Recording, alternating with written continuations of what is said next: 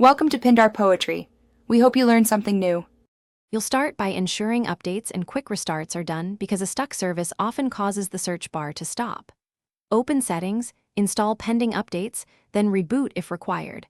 Once back, press Ctrl+Shift+S to open Task Manager. Find and restart Cortana or Search UI, and then open Services. MSC to restart Windows Search. You're doing this now so subsequent fixes aren't fighting a locked process, and these simple restarts often restore indexing and responsiveness immediately. Once services are running, rebuild the search index so Windows can recatalog your files. Open Control Panel indexing options and choose Rebuild, then be patient. This can take a while. While rebuilding, run command prompt as admin and execute sfc/scanno to repair system files. If issues persist, run dism/online/cleanupimage/restore health.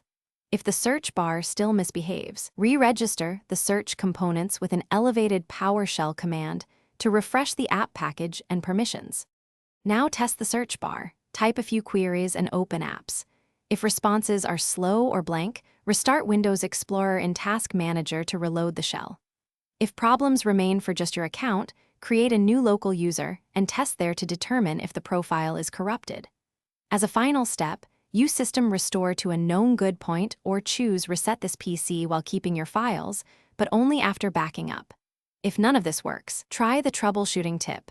Check Event Viewer for error codes and note them before seeking deeper help. Thanks for watching. Consider subscribing if we helped you.